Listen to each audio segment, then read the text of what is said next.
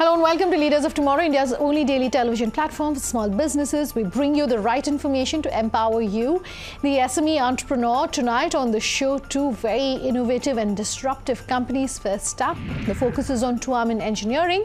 On the other side of a break, I'm in conversation with Suparshva Swabs.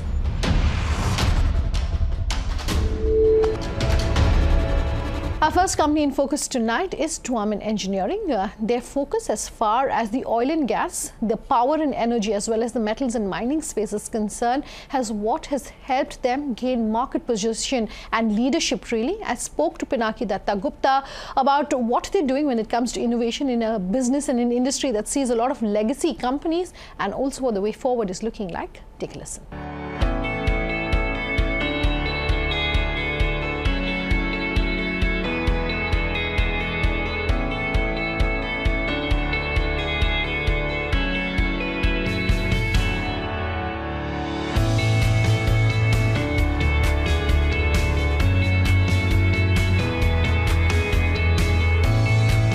Thank you so much for taking the time to speak with us here on the show, talking about why you've been named as one of the fastest growing 100 top SMEs in India, talking about what the future roadmap is. We're sitting here in your Kolkata office talking really about why you're so excited about the India growth story.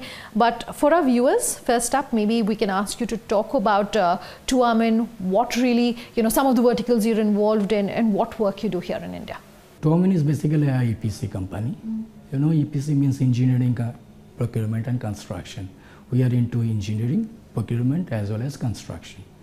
And we are having a very strong field in terms of multidiscipline construction, which very few organizations they are having this strength, in-house strength rather I should say.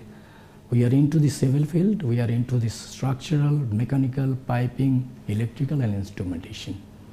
So by this flexibility, we are acceptable to the customer need. They may require a full package, they may require a truncated package. Based on their need, we are just meeting their requirement. All right, so let's talk about some of the verticals that you're involved in. Here in India, you are closely associated with the oil and gas space. You're closely associated with the mining and metals. You work very closely in the civil engineering space, amongst others, with the railways as well. How excited are you by these different verticals? And for an SME and for a private company that's working so closely in sectors like this, where you have PSU biggies that are really the front runners when it comes to doing work in the space, how will you perhaps manage to gain entry? It is because of probably our flexibility. And this flexibility comes from our competencies. So unlike although we have started with the chemical sector, slowly moving into this oil and gas sector. So then we have entered to the atomic energy, is a very stringent sector. Then we have moved on to Indian Railway and some sort of infrastructure also. We did some hardware park for West Bengal government. And as far as a project organization, since we have got a huge potential or flexibility, we are switching to one sector to other sector. That is our advantage. Sure. A lot of experts though argue for small businesses, for SMEs, you should look at gaining capabilities and experience in one particular sector, become a master in one particular sector rather than spreading yourself too thin. It's called the Indigo Airlines model, focusing on, for Indigo Airlines, on the low cost model. But you're saying that your experience has been different. Say suppose we have started our journey in the Indian railway sector, which is Mughal Sarai is the Asia's biggest yard, where we are just continuously working for more than 5 years. It is a repetition of contract, as continuously we are just taking care of the journey and the job we are just doing. So that is the advantage of the consolidation, as well as we are just shifting from Indian Railway journey to the metro sector also. We did some small specialized job for the metro station work. Same way you have started with the chemical sector, now we are just one of the major focus in the oil and gas sector, wherefrom we are just getting our major job and the revenue top line and the bottom line as well as.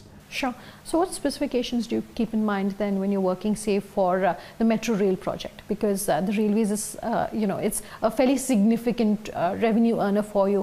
What do you keep in mind then in that segment? While doing any particular collaboration with a technology provider, always we just do the due diligence. Means we are just seeing the synergy, the actual synergy. What is our sort in that particular segment and what is their strength. So by doing so, we are just going ahead with this collaboration.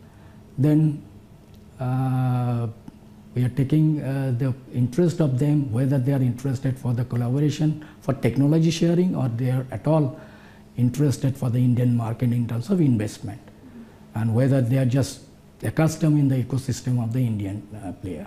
These are all the minimum criteria we used to do when we are just going ahead with any collaboration. Sure.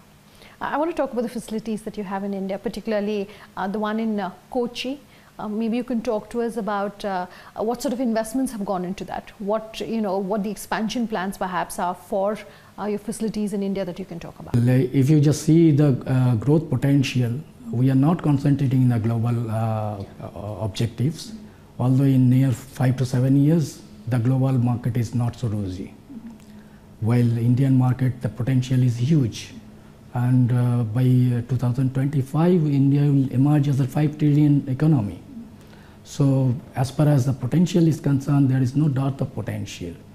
And if you just consider, if you believe on the government declaration, there is a huge growth potential in terms of refinement.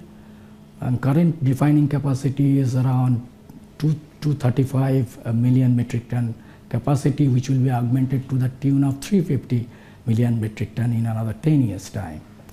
And so is thermal plant. They are investing for more than 1 lakh crore for the FGD, which is flue gas desulfurization. And in terms of the steel, there is an investment proposal. They are augmenting more than double. Currently 150 million metric ton. They are doubling to 300 million metric ton. So this area, the huge potential is there, and this is an opportunity not only for the MSME like us. All EPC players, they are having the huge potential. So we need not to go for the globe. India is sufficient for our appetite. And by this growth factor, we are already consolidated our strength in terms of the industrial sector, and we are diversifying our appetite to the other sector in the infrastructure. Sure, fair enough. You've won several awards, including being named as one of the fastest growing SMEs in the top 100 club. You've received recognition from several organizations, including the MSME department of the government. What perhaps is helping you stand out amongst your competitors? If you see the last 10 to 11 years of our growth track, rather I should indicate the fact in the past 3 years, our CAGR is rose more than 95%. Which is an outstanding, you will appreciate that. But we are not restricting by this growth pattern, rather we are setting much higher targets. In principle, if you ask the reason how the growth story is, this is because of the satisfied stakeholders. We believe all stakeholders, if not equally, everybody's contribution is very, very important for this growth story. My last question to you then, and I want to talk about how excited you are by the India growth story. You said perhaps in the next 5 to 7 years, the global markets will not be as enticing for businesses and companies like yourself. You have a stated plan that for 2019, you want to look at a turnover of 500 crores, and by 2021, 1500 crores. So, tripling that in a 2-year time frame. What's the roadmap looking like? Where is this growth going to come from? I'm not going to tell you the particular figure. Okay. So figure will automatically come, and probably the credential into your paper. So how we are doubling, or probably this year will be more than doubling over this top line. Sure. So the figure will automatically come. What is our strategy and what is our roadmap, rather in terms of focus, if you say. We have already consolidated our strength in terms of industrial segment, and we are just diversifying our focus from the industrial sector to the infrastructure, where the opportunity is huge, competition is less. In some of our cases, where the uncontested market will be there. Some of the segment, if you ask me to name, that is the airport, metro, then this non-conventional energy, specifically in the solar field, sure, that we are diversifying. Currently, we have got a strength, and that we are augmenting in terms of resource augmenting. Presently, we are having 200 odd people in terms of engineering, management, finance background, and we'll be augmenting more than double. And indirectly, we are doing the indirect employment also. Presently, more than 2,500 people are working for us, and it will be more than double if we are just aiming at in next 5 years journey. Sure. We wish you all the very best for that. Thanks for taking the time today with us. We'll take a break. Our second company that's disrupting the market, not just here in India, but globally as well, is Supershva Swabs. What are they doing? Much more when we come back. To stay tuned.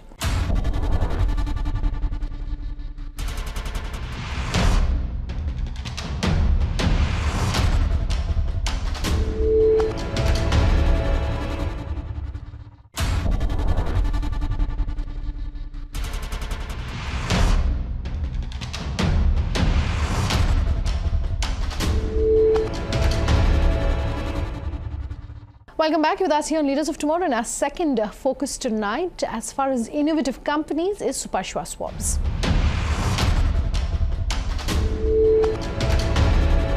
We've been talking about innovation and disruption when it comes to already established industries, and our second company in focus tonight is Supershva Swabs, which has disrupted the market when it comes to personal hygiene and cotton products, not just here in India but also globally. And I spoke to Rahul Jain to understand how they're looking at the domestic market, how they're promoting their own brand, as well as what the way forward and some of their investment plans are concerned. Take a listen.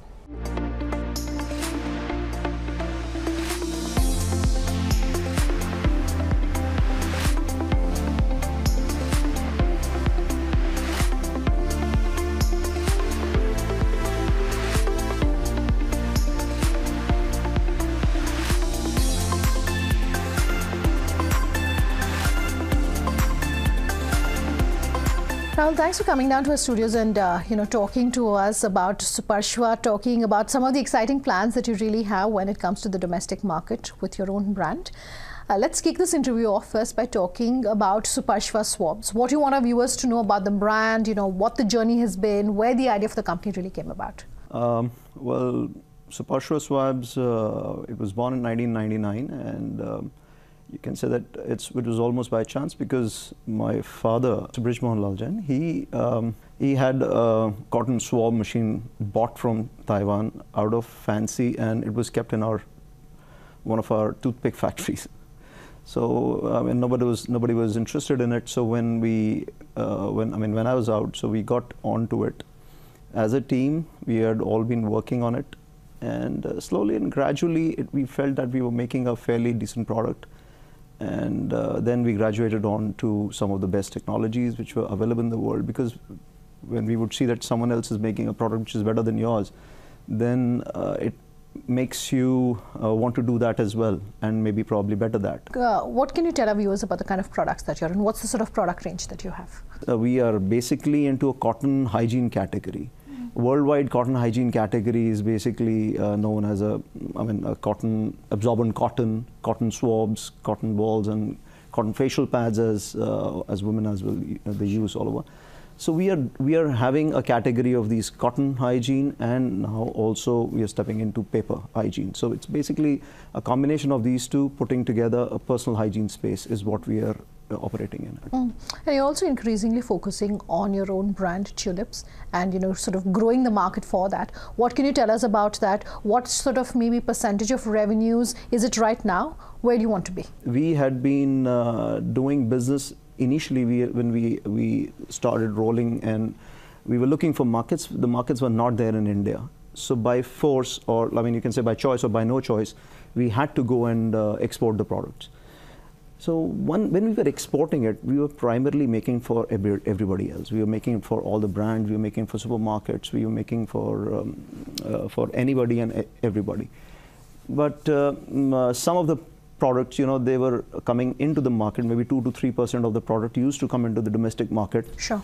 And those products started to have a very strong recall, because we had a strong demand on it. At that time, we felt that India is not ready for the kind of production sizes that we were doing for Europe and other countries where the markets were much more developed. We just focused on, keeping the product qualities absolutely international. They used to be, like when you're going into the markets, some distribution segments, they ask you to make the product more competitive and they may pull you down a little on the quality, but we never did that. So that has actually helped us turn from a product into a brand. So that is what I just have to put it across, that we never compromise on the quality and we are very customer centric, very quality centric. Tulips then is a brand that you've been exploring in the domestic market for about 3 years now. What's the response been? Well, we've been there for a longer time, but you can say the focus has been for last 3 to 4 years only. And the response has been phenomenal. So the domestic market then definitely is a focus area, is your focus area. Yes. But what's your outlook then on the export markets? For a company like ours, which is very strong backend, we are one of the most integrated facilities, production facilities in cotton in Asia. So if we have to go out and sell in exports, it's very easy. But we thought that we'll choose a different route and maybe go a little tough. So when we are going out and selling our own brand, it's a little tougher. Okay. That is what we are doing in India, and we are doing in exports as well now. You were talking about your facility and saying, it's one of the most complex when it comes to being an integrated plant and facility. So let's talk about R&D and innovation. My first question is on R&D, and you focus really on R&D. How much have you invested right now? What's the pipeline looking like? Would you be looking at maybe more products then in the pipeline now that you've tested the waters and you've seen that it's clearly working well for you? For a product like cotton bud, it's a very simple generic product. But what differentiates us is that when we went into backward integration, we were not getting some products, intermediates, which were of that particular quality quotient.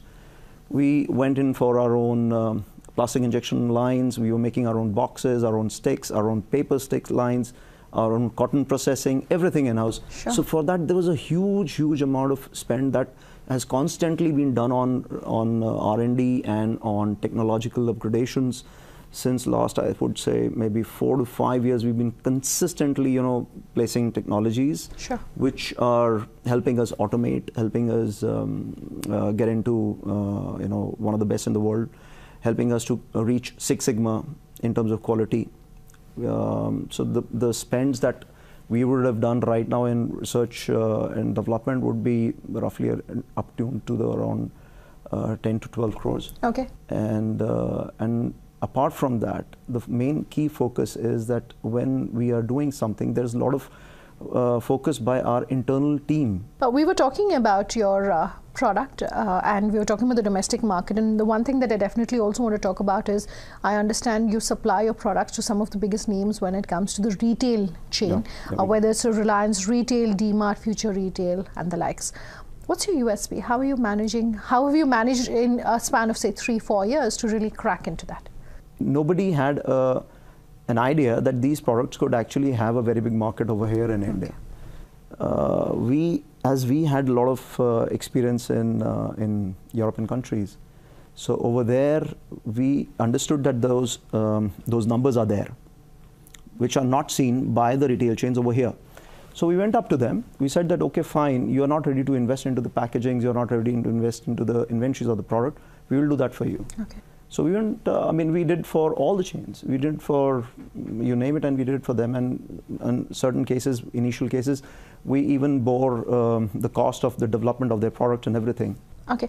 My last couple of questions to you, and I definitely want to understand about how big of a market perhaps outside of the metros. Do you see a market for products like yours? Do you think there's enough understanding of cotton hygiene products? Very good question. What we have been seeing is that there is a lot of traction when we are now having our sales teams going to this tier 2, tier 3 cities, and we are getting sales out of those places. So we feel that once let's say the benefits, the fruits of these GDP growths, they keep filtering, they percolate down and they filter down to the tier 2, tier 3 cities. I think the demands would increase very, very fast. Although even what we are seeing right now, there's a channel by which we are selling to those tier 2, tier 3 cities in some states through wholesale channels. Okay, so even as then, these markets are definitely picking up for you, and the domestic market for your own brand is picking up. What's your funding pipeline like? We are basically an old school bunch with a new outlook, that's it. We do not have any funding at the moment. We believe in working kind of a little free, the way that we want at our pace. Sometimes meandering, and sometimes maybe running into rapids. But so it's all internal accruals, and that has worked best for you. It's all internal accruals and very little or debt on the company. So we are not, I mean, I'm sitting easy right now, and so is my company. So the point is that we feel that there is a very strong growth opportunity available, and let's say if we can press the accelerator a little faster, we can move fast. But that's something that we just have to figure out in the next couple of months, as to if we really do need to step a little more, or we are doing fine at the moment. As I said, the key focus of our company, our philosophy is whatever you do, big or small, just do it good. All right, so my question then to you, my last question to you was going to be in terms of what your future plans are. You're talking about, how excited you are about Sri Lanka, about the advertisements and penetrating deeper into Mumbai. What next? What else for you on the plate? We are betting big on wet wipes. We are betting big on tissues, dry tissues.